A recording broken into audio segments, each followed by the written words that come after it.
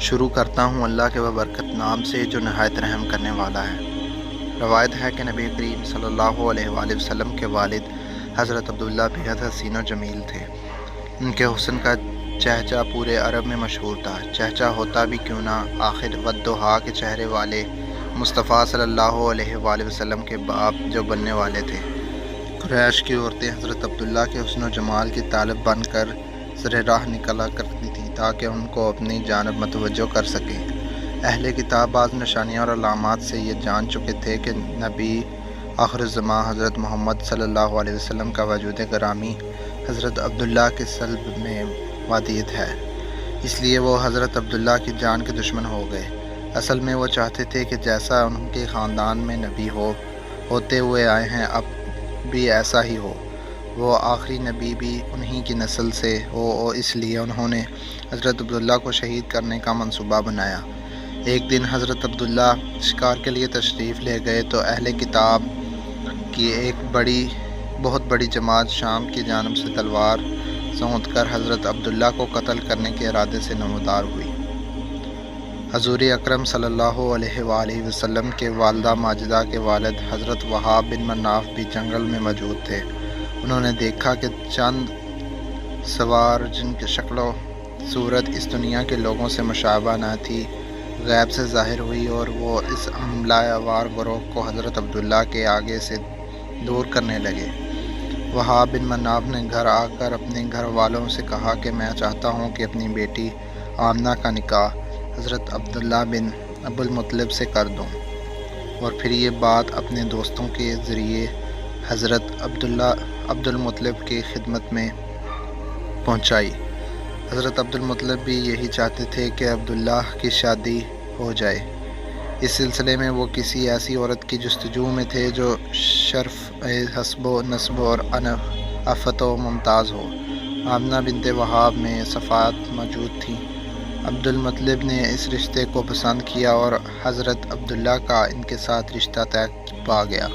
اس رشتے کے بعد اور نکاح سے پہلے حضرت عبداللہ کو بہت سے عجیب واقعات کا سامنا کرنا پڑا، جس میں بہت سی غیر عورتوں نے آپ سے ناجائز تعلقات، جبکہ کچھ نے تو نکاح کرنے کی بھی سر توڑ ناکام کوششیں کی۔ ایک دفعہ خانہ کعبہ کے پاس کھڑی ایک عورت کے پاس سے حضرت عبداللہ گزرے تو وہ اس کا حسن دیکھ کر آپ پر فدا ہو گئے۔ بنی اسد کی یہ عورت آپ کو ڈھونڈتے ڈھونڈتے آپ کے گھر پہنچ گئی اور آپ سے کہنے لگی کہ میں آپ کو سون تحفے میں دوں گی اگر آپ مجھ سے نکاح کر لیں۔ حضرت عبداللہ نے اس کو صاف انکار کر دیا۔ مکہ کی ایک خوبصورت عورت جو کاہنہ ہونے کی ساتھ ساتھ تورات اور انجیل کی عالمہ بھی تھی، جب حضرت عبد المطلب رضی اللہ تعالیٰ عنہ حضرت عبداللہ کو لے کر بغیر نکاح قبیلہ بنو زہرہ روانہ ہوئے تو راستے میں اس عورت یعنی فاطمہ شیمیہ سے ملاقات ہوئی۔ فاطمہ نے حضرت عبداللہ رضی اللہ تعالیٰ عنہ کی پیشانی میں نور محمدی صلی اللہ علیہ وسلم چمکتے دیکھا تو فوراً سب کچھ بھانپ کر اس نور پر ہزار جان سے فریفتہ ہو گئیں اور حضرت عبداللہ کو نکاح کا پیغام دیا۔ حضرت عبداللہ نے جواب دیا، ابھی تو ہم جا رہے ہیں، واپسی پر تجھ سے بات ہوگی۔ کاہنہ کہنے لگی، اے عبداللہ، تمہیں دینی ابراہیمی کا واسطہ کہ جس پر قائم ہو اور میرے سوا کسی سے پہلی صحبت مت کرنا۔ یہ کہہ کر اس نے اپنے حسن جلواروں اور جادوگروں سے حضرت عبداللہ کو قابو کرنا چاہا، لیکن آپ اللہ کے حکم سے اس عورت کے چنگل سے پاک و طاہر نکل گئے۔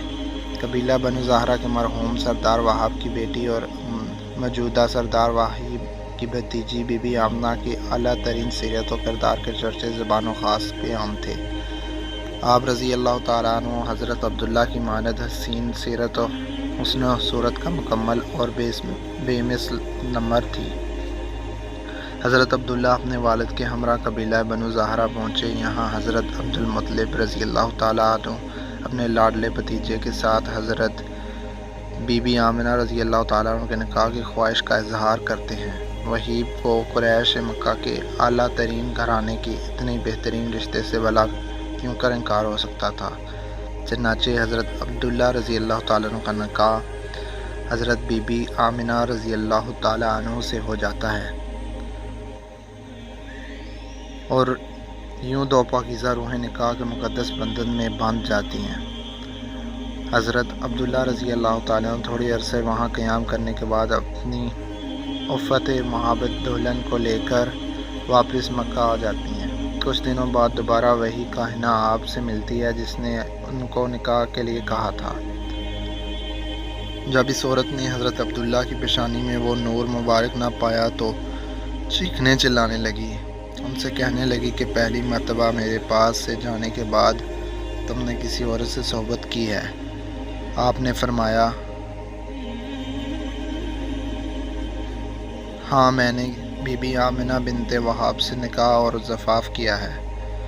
وہ عورت کہنے لگی، اب مجھے تم سے کوئی سروکار نہیں، میں تو اس نور مبارک کی واسطگار تھی جو تمہاری پیشانی میں جلوہ افروز تھا، اب وہ دوسرے کے نصیب میں چلا گیا۔